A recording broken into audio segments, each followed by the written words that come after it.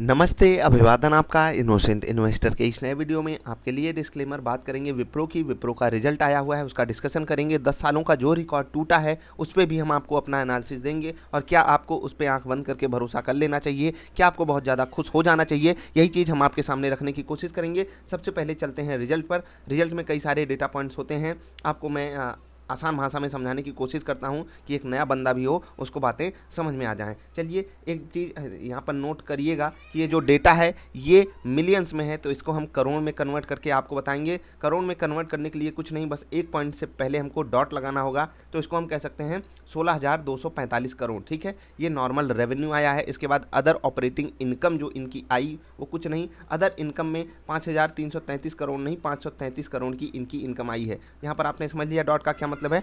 ये जो डेटा है ये मिलियंस में है, इसको हम करोड़ में कन्वर्ट कर रहे हैं। ठीक, अब हम नॉर्मल टर्म्स में कैलकुलेशन कर रहे हैं। देखिएगा, जस्ट पिछले क्वार्टर से, पिछले साल के इस क्वार्टर से नहीं, जस्ट पिछले क्वार्टर से एक बेहतरीन जंप हमको देखने को मिला। पिछले साल के इस क्वार्टर से एक बेहतरीन जंप हमको देखने को मिला। आपने देखा होगा इन्फोसिस के केस में जहां पर हमने रिजल्ट डिस्कस किया था, वहां पर पिछले क्वार्टर से हम बहुत बड़ी इंप्रूवमेंट नहीं दिखा पाए थे, लेकिन यहाँ पर क्या है, हमारे सामने बहुत बड़ी इंप्रूवमेंट है टोटल इनकम में, जो कि बहुत पॉजिटिव साइन है इनके रिजल्ट के लिए। और इसीलिए इनका जो रिजल्ट है वो एनालिस्ट जो थे उनकी एक्सपेक्टेशन से बेहतर नंबर्स हमारे सामने पेश किया है। मतलब जो एनालिस्ट अनुमान लगाकर बैठे थे उनके सारे अनुमान धरे के धरे रह गए, या तो अनुमान बिल्कुल मुताबिक आए हैं जैसा कि वो एक्सपेक्ट कर रहे थे, या उससे बेहतरीन आए हैं। और इन्फोसिस और टीसीएस के केस में क्या था, वहाँ पर अनुमान से मुताबिक तो रिजल्ट नहीं आया, लेकिन डाउन साइड आया था, यहाँ पर उससे पॉजिटिव साइड आया है। तो ये सच में एक अच्छा रिजल्ट है विप्रो के केस में। ठीक, अब विप्रो का जो 10 साल का रिकॉर्ड टूटने वाली बात हो रही है वो भी हम बात करेंगे, लेकिन उससे पहले दो तीन बातें विप्रो के लिए बहुत पॉजिटिव साइड जा रही हैं। पहली चीज़ ध्यान रखिएगा, एम्प्लॉय बेनिफिट एक्सपेंसेस जो इनके हैं 8,617 करोड़, जो कि पिछले क्वार्टर से काफ़ी बेहतरीन इंप्रूवमेंट यहाँ पर आई है। पिछले साल के इस क्वार्टर से भी ठीक ठाक इंप्रूवमेंट हम यहाँ पर कह सकते हैं। यानी कि कंपनी जो है वो नए बंदों को भी अपने यहाँ पोजीशन दे रही है, मतलब कि जॉब दे रही है। उसके अलावा सैलरी भी बढ़ाई होगी। एम्प्लॉयज़ की जो बेनिफिट्स होते हैं एम्प्लॉयज़ के, उसको भी थोड़ा सा इम्प्रूव किया है कंपनी ने, जो कि एक पॉजिटिव सिग्नल होता है किसी भी रिजल्ट में। मैं इस चीज़ पे काफ़ी ज़्यादा फोकस करता हूँ, क्योंकि होता है ना कि आप अपने ह्यूमन रिसोर्सेज को किस तरीके से यूज कर रहे हो, वही आपकी गुडविल आगे चल के बढ़ाती है। और वही लोग हैं, वही बंदे हैं जो आपकी कंपनी को आगे लेकर जाने हैं, तो कंपनी को इस पर खर्चा करना ही चाहिए। अब यहाँ पर जो सबसे बड़ी देखने वाली बात है वो ये है कि कंपनी का जो खर्चा है, ठीक है, 13,000 करोड़ का, वो पिछले साल के इसी क्वार्टर से काफ़ी कम हुआ है। यानी कि खर्चा जो है वो कम हुआ है, लेकिन जो सैलरी वगैरह है यहाँ पर कोई खास कमी हमको देखने को मिली नहीं है।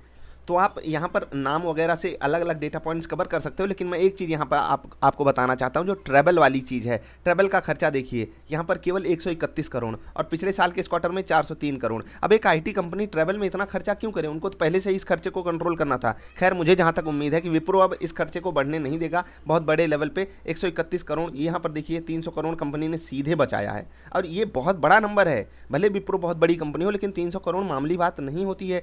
सिर्फ एक पॉइंट पे आप बचा गए उसको। ठीक है, अब यही आप अपने एम्प्लॉयज़ को बेहतर सुविधाएं देने में कर सकते हो खर्चे। खैर, ये सब अपनी बात की बात होगी। हम रिजल्ट पे वापस आते हैं, थोड़ा सा नीचे चलेंगे। अब हम कुछ आपके साथ डेटा पॉइंट शेयर करना चाहते हैं प्रॉफिट वगैरह के बाद।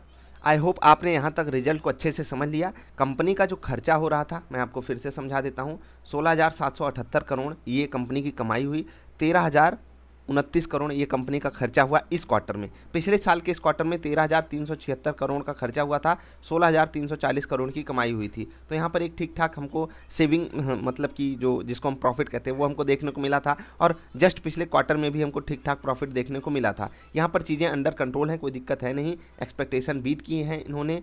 नॉर्मल बेसिस पे 10 सालों का जो रिकॉर्ड टूटा है वो रिजल्ट पे ही टूटा है, जो इनका रेवेन्यू आया है उस पे टूटा है। हम उसकी बात करेंगे, उस पर बहुत डीप नहीं जाएंगे, लेकिन चार्ट में उसको हम आपको आराम से एक्सप्लेन कर देंगे। लेकिन उससे पहले एक चीज़ हम डिस्कस कर लेते हैं, अर्निंग पर शेयर। क्या वहाँ पर हमको कोई इंप्रूवमेंट देखने को मिला? ये चीज़ हमारे सामने बहुत ही पॉजिटिव वे में आ रही है, क्योंकि जस्ट पिछले क्वार्टर में अगर आप बात करोगे तो नॉर्मल जो इनका अर्निंग पर शेयर था 5 रुपये 21 पैसे था, इस बार 5 रुपये 39 पैसे हुआ है, जो कि पॉजिटिव सिग्नल है। पिछले साल के इसी क्वार्टर से बेहतरीन जंप हमको देखने को मिला है, 4 रुपये 9 पैसे से 5 रुपये 39 पैसे, जो कि दोनों तरफ हमको पॉजिटिविटी ही दिखाई दे रही है। तो विप्रो नॉर्मल केस में अगर हम रिजल्ट को देखें तो हर टर्म्स में बेहतरीन परफॉर्मेंस दिया हुआ है। ज़्यादा अगर रिजल्ट में और कुछ जानना है तो आप आराम से BSc इंडिया या एनएससी इंडिया की वेबसाइट खोलकर जाकर रिजल्ट डाउनलोड करके ज़्यादा एक्सप्लेनेशन वहाँ पर आप खुद से पा सकते हो। आराम से आप पढ़िए, रिजल्ट में काफ़ी चीज़ें ये एक्सप्लेन भी करते हैं, कोई दिक्कत होगी नहीं आपको समझने में।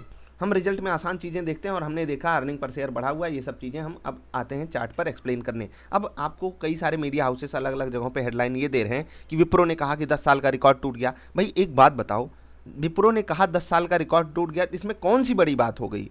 आप शेयर बाजार में हो और शेयर बाजार में हम चार्ट देखकर काफ़ी चीज़ें समझ सकते हैं। मैं मंथली कैंडल लगा रहा हूँ आपके सामने और मंथली कैंडल हमसे बहुत कुछ कहना चाहती हैं। अब आप एक बात बताइए, 2010 से 2020 में मान लेते हैं रिकॉर्ड टूट गया। अब एक बात बताइए, शेयर प्राइस भी तो 2010 से 2020 में 4 गुना हो गया और हाईएस्ट लेवल पे ही ट्रेड कर रहा है, तो तकलीफ क्या है? मैं ये भी तो कह सकता हूँ कि विप्रो ने 10 सालों में सबसे हाई लेवल अपने स्टॉक प्राइस में छुआ है, ये कौन सी बात हो गई? और रिजल्ट में तो छूना बहुत आम बात है, क्योंकि स्टॉक प्राइस छू रहा है तो रिजल्ट तो आना ही चाहिए। 10 सालों में क्या, जितने भी आने वाले क्वार्टर्स आए वहाँ पर एक अच्छी कंपनी का रिजल्ट जो है वो पिछले सभी क्वार्टर से अच्छे आने चाहिए। आप भी तो यही एक्सपेक्ट करते हो ना। अब कोविड के पीरियड में इनको डेंट क्यों नहीं पड़ रहा है वो भी आप समझते हो। तो हम कहाँ से इतनी पॉजिटिविटी ढूंढ ले रहे हैं विप्रो के रिजल्ट में? अच्छा रिजल्ट है, बुरा नहीं है। कम से कम इन्फोसिस और टीसीएस से बेहतरीन रिजल्ट इन्होंने हमारे सामने पेश किया है।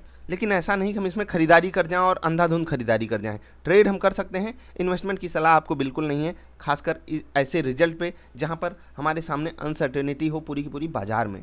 तो क्या मैं ये कहना चाहता हूँ मुझे ये रिजल्ट पसंद नहीं है? भाई मुझे रिजल्ट पसंद है। विप्रो मैंने कहा कि अन्य कंपनियों से बेहतरीन रिजल्ट पेश किया है, बड़ी कंपनी है तो पेश भी करना चाहिए। अब आपकी जो पॉजिटिविटी है वो किस बेस पे आएगी?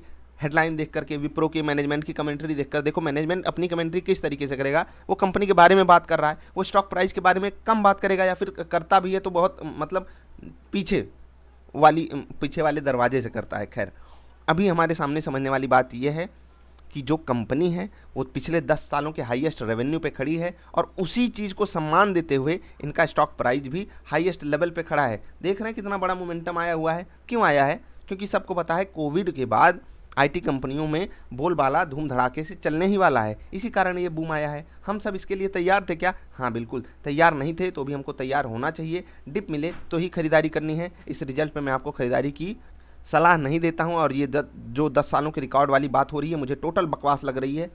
मैनेजमेंट तारीफ करे वो चलता है, लेकिन मीडिया हाउसेस आपको इस तरीके से गुमराह करते हैं, सच में बहुत बुरी फीलिंग आती है। 10 सालों का रिकॉर्ड टूटा है, अच्छी बात है। 10 सालों का रिकॉर्ड तो शेयर प्राइस भी तोड़ रहा है। आई होप मैंने आपको रिजल्ट समझा दिया, आपको बातें समझ में आई होंगी। आप इस पर पॉजिटिविटी ढूंढिएगा, लेकिन ऐसा नहीं कि आप अपना पैसा इसमें लगा जाओ। ट्रेड करने के लिए बढ़िया रिजल्ट है, जिस तरह भी मोमेंटम आए पकड़ने की कोशिश कीजिए, चीज़ें आपके अंडर कंट्रोल में ही रहेंगी। अब आप बाजार को 1 मिनट देख लीजिए, बाजार को विप्रो से ज़रा सा कंपेयर कीजिएगा कि बाजार जो है वो भी अपने ऑल टाइम हाइज के आसपास ही ट्रेड कर रही है। मैं मंथली कैंडल लगा लेता हूँ, आप खुद समझ जाओगे।